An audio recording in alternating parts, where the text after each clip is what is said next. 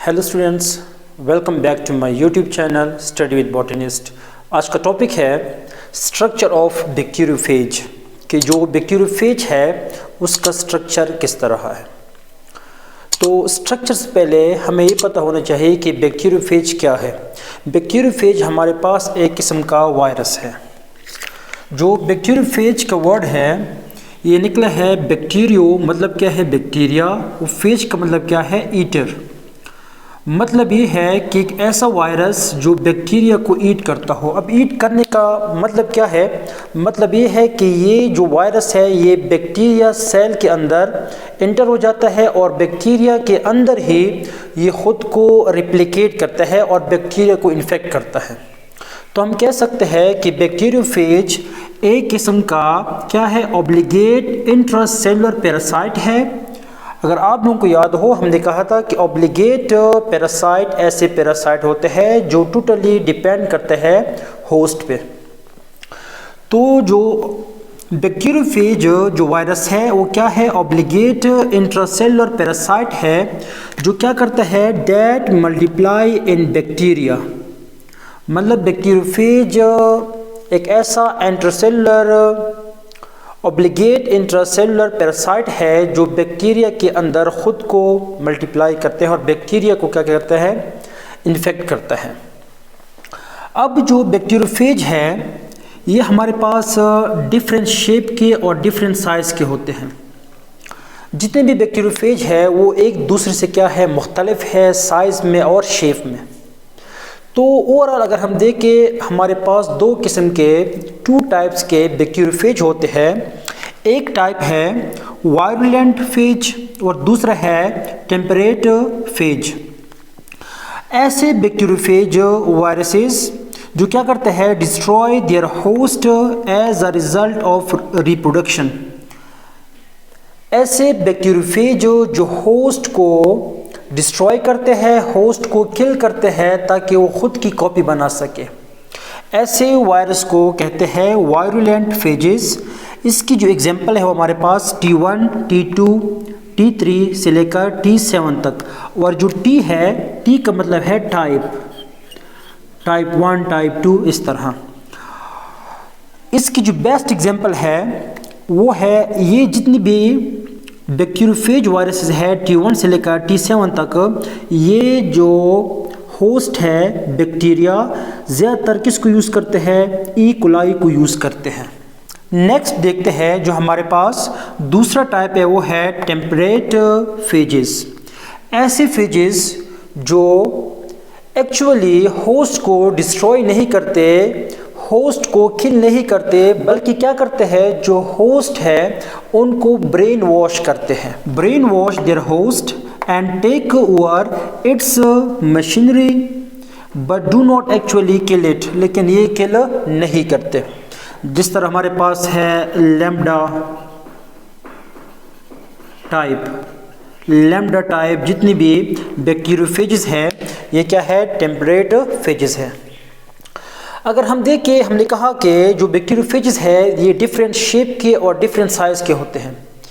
जो ज़्यादातर इनका जो रेंज होता है साइज़ का वो हमारे पास 20 से लेकर 200 नैनोमीटर इन लेंथ है। और जितनी भी बैक्टीरियोफेजेस है वो साइज़ में, शेप में क्या है, एक दूसरे से मुख्तलिफ है। तो कुछ बैक्टीरियोफेजेस ऐसे हैं कि जिनका तो हेड होता है लेकिन उनकी टेल नहीं होती। तो इधर जो मैंने स्ट्रक्चर ड्रॉ किया है, ये जो स्ट्रक्चर है ये किसका है, T4 बैक्टीरियोफेजेस का है।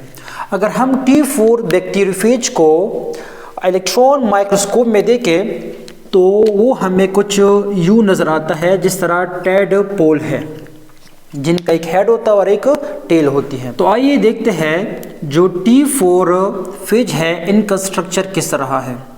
जो T4 फेज है इनका स्ट्रक्चर अगर देखें तो इनके दो रीजन होते हैं। एक रीजन हेड रीजन है और एक टेल रीजन है।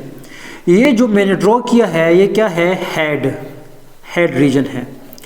हेड को हम दूसरा क्या नाम देते हैं, कैप्सिड।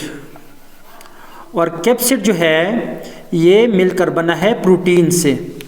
अगर देखें इधर प्रोटीन के सब यूनिट्स होते हैं उन सब यूनिट से मिलकर इनका हेड बना है, मतलब कैप्सिड बना है।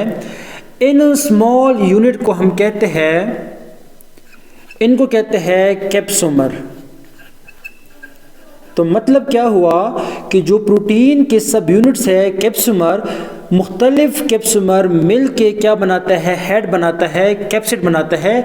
और कैप्सिड का काम क्या है? कैप्सिड का काम ये है कि जो हेड के अंदर जेनेटिक मटेरियल है, अब जो T4 का जो हेड है इसके अंदर अगर हम जेनेटिक मटेरियल को देखें तो इसके अंदर डबल स्ट्रैंडेड डीएनए होगा जो लीनियर डीएनए है। तो हम इधर लिख सकते हैं कि जो T4 के अंदर जो डीएनए है वो क्या है? डबल स्ट्रैंडेड डीएनए है जो क्या है? लीनियर है। अब देखिए जो कैप्सिड था जो कैप्सोमर से मिलकर बना था, अब इसका काम क्या है?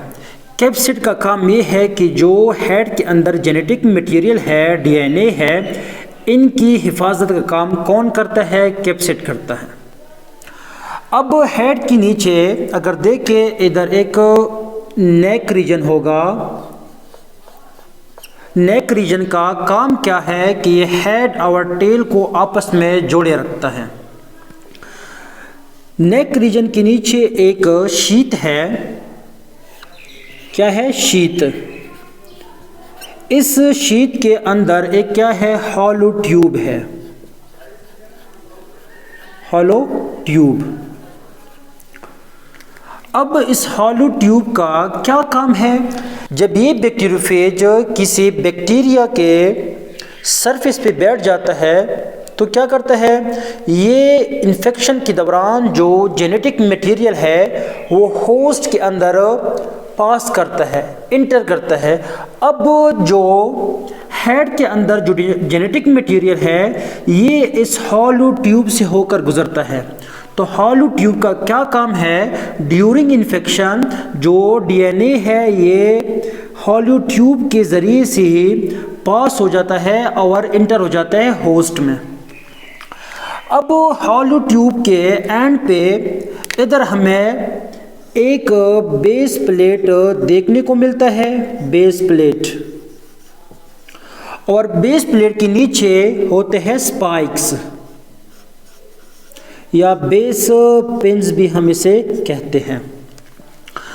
और बेस प्लेट से क्या निकले हैं? टेल फाइबर निकले हैं। और टोटल कितने हैं? 6 टेल फाइबर्स हैं। अब देखिए कि जो बेस प्लेट है और जो टेल फाइबर है इनका काम क्या है? बेस प्लेट और टेल फाइबर का काम ये है कि ये होस्ट पे अटैच होने में मदद देता है। तो टेल फाइबर और बेस प्लेट का क्या काम है? To attach on the surface of the host. और बेस प्लेट के अंदर ही एक एंजाइम होता है लाइसोजाइम। वो क्या करता है? होस्ट मतलब क्या है? बैक्टीरिया को जब इन्फेक्ट करता है तो ये बेस प्लेट में जो एंजाइम है लाइसोजाइम एंजाइम, ये भी क्या करते हैं? होस्ट में इंटर करता है ताकि होस्ट का जो सेल वॉल है, मतलब बैक्टीरिया का जो सेल वॉल है वो क्या हो? ब्रेक डाउन हो, ताकि ये अपना जेनेटिक मटेरियल होस्ट के अंदर पास कर सके, इंटर कर सके, ताकि बाद में बैक्टीरिया का जो डीएनए है उनको कंट्रोल करके ये क्या करे? बैक्टीरिया को इन्फेक्ट करे और बैक्टीरिया के अंदर ही खुद को मल्टीप्लाई करे। तो ये तो थी एक T4 का एक स्ट्रक्चर जिसके अंदर हमने देखा कि एक मुकम्मल क्या है? एक हेड रीजन है। ये मुकम्मल क्या है? Head region. और नेक के नीचे ये मुकम्मल जो एरिया है ये एरिया ये क्या कहलाता है? टेल रीजन कहलाता है। हेड जो था वो कैप्सिड से मिलकर बना था। वो कैप्सिड का काम क्या था? जो जेनेटिक मटेरियल है इनकी हिफाजत का काम कौन करता है? कैप्सिड। और कैप्सिड खुद किससे मिलकर बना था? स्मॉल स्मॉल प्रोटीन के सब यूनिट से, कैप्सोमर से। कैप्सोमर से मिलकर कैप्सिड बनता है और कैप्सिड का काम क्या है? जेनेटिक मटेरियल की हिफाजत करना। अब ये जो हेड है ये मुख्तलिफ स्ट्रक्चर के हो सकते हैं।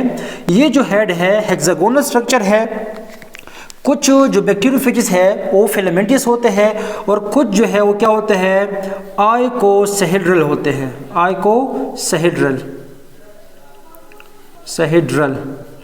आइकोसाहेड्रल का क्या मतलब है? 20 साइड्स या 20 फेसेस। आइकोसाहेड्रल का मतलब क्या है? ऐसा स्ट्रक्चर जिसके 20 फेसेस हो उसे कहते हैं आइकोसाहेड्रल। तो जो हेड है ये हमारे पास आइकोसाहेड्रल भी हो सकता है, फिलामेंटस भी हो सकता है, वो डिपेंड करता है कि कौन सा बैक्टीरियोफेज वायरस है। बाकी नीचे जो है टेल रीजन है जिसमें एक नेक आता है, हॉलो ट्यूब आता है, शीत आता है और बेस प्लेट, स्पाइक्स और ये जो टेल फाइबर्स है, ये सब जो रीजन है ये क्या कहलाता है? टेल रीजन कहलाता है। तो होप आप लोगों को बैक्टीरियोफेज का स्ट्रक्चर और इनके जो फंक्शन है वो समझ आ गए होंगे। इंशाल्लाह नेक्स्ट लेक्चर में